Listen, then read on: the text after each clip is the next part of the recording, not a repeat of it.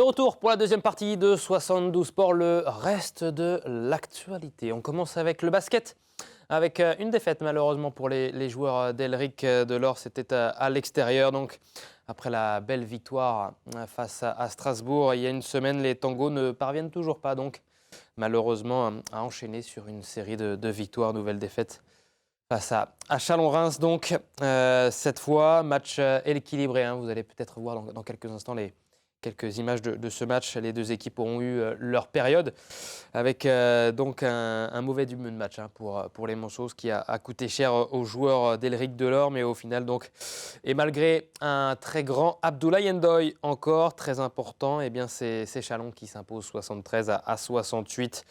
3 victoires, 4 défaites cette saison et une 12e place dans ce championnat de Betclic Elite pour l'instant pour les joueurs donc du MSB. La course à pied à présent avec le trail de l'antenne de Maillé qui se tenait ce dimanche matin dans la fraîcheur près de la forêt de Bercé, avec donc le départ ici dès 9h du 21 km.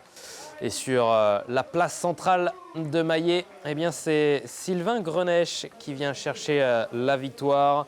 Il s'impose avec 49 secondes d'avance sur le second Étienne Gauguin pour LMA 72. Et la troisième place est revenue à Guillaume Chevreau de ma foulée pour l'espoir en 1h24 et 40 minutes. On va écouter le vainqueur qui a terminé ce trail où on faisait tout le tour de l'antenne de Maillé, ce 21 km que Sylvain Grenesch d'ASL 72 a réalisé en 1h23 et 10 secondes. Je suis parti en dernière position pour profiter de la course. Je n'avais pas forcément l'idée de gagner, c'était surtout prendre du plaisir.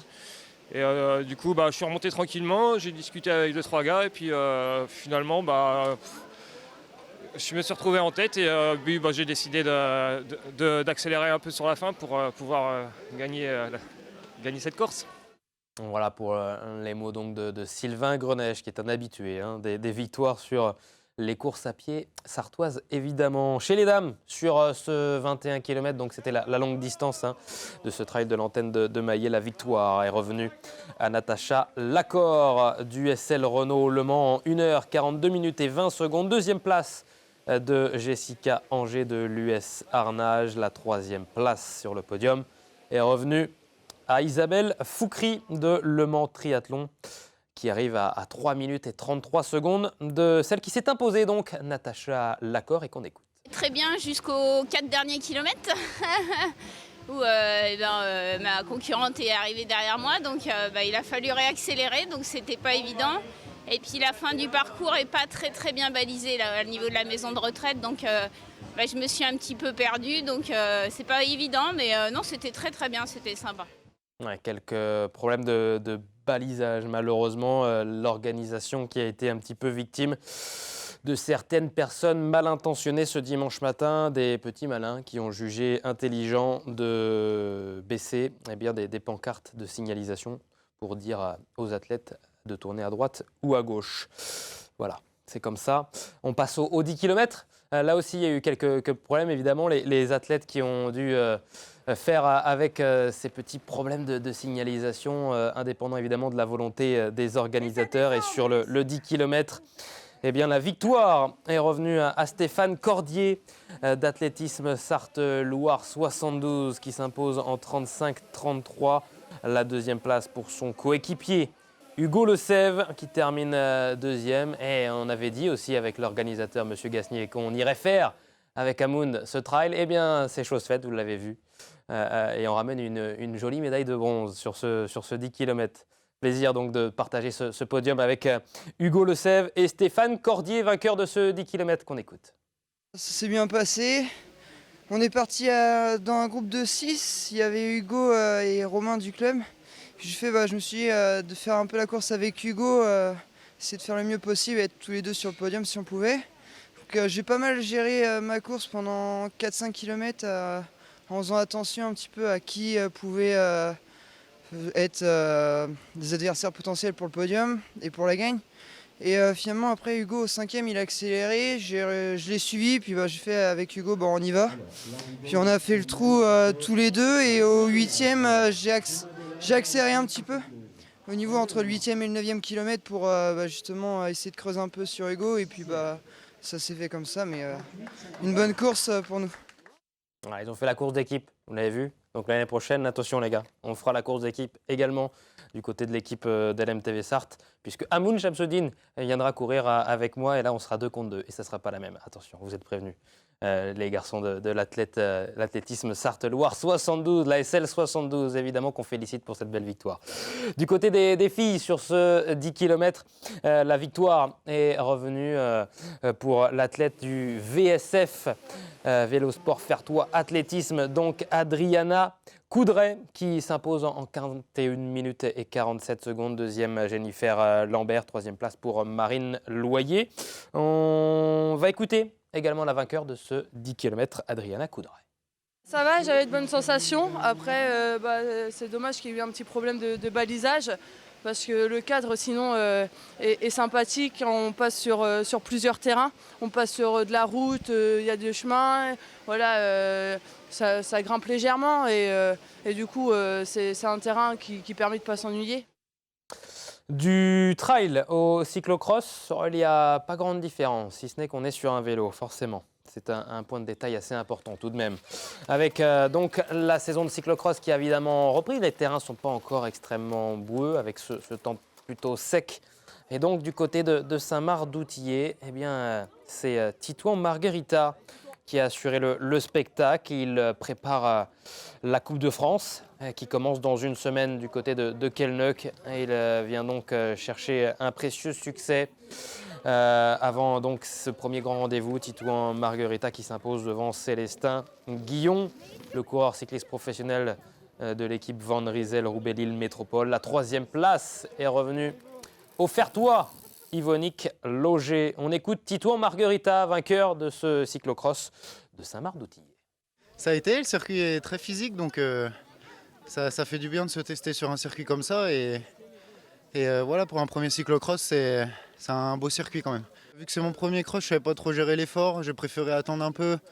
Après, je me suis mis un peu dans la roue et j'ai vu que j'étais pas à fond, donc je me suis dit bon, j'essaye de passer devant, mettre à mon rythme, puis essayer de faire ma course au maximum que je pouvais, quoi. Chez les moins de 23 ans, c'est Thomas Coursier qui s'est imposé 4e également du classement toute catégorie. La victoire du côté des moins de 19 ans est revenue à Kylian Breton de Brett Sportif. On passe au handball à présent. Il y avait un très joli derby en catégorie pré-nationale, donc du côté de La Ferté-Bernard. Et un large succès de l'ESH Handball Pays du Mans face à l'Entente Connerré et Vibré La Ferté-Bernard, donc avec un début de match à sens unique. 6-16 déjà à la pause pour les joueurs de Jérémy Beaujouan, donc qui vont dérouler. Score final 17-30 avec de très belles prestations individuelles, notamment celle de Priam Travaillard et Pierre Fouillet. 13 buts. Quasiment la moitié des buts inscrits par ces deux joueurs, donc pour l'ESH Handball Pays du Mans qui s'impose donc 30-17. L'ESH qui est 4e de ce championnat de pré-national. Le CV La Ferté est également en 10e place donc de ce championnat de pré-national pour l'instant. On passe à la carte des sports. Tout de suite le programme des événements à suivre cette semaine et ce week-end en Sarthe.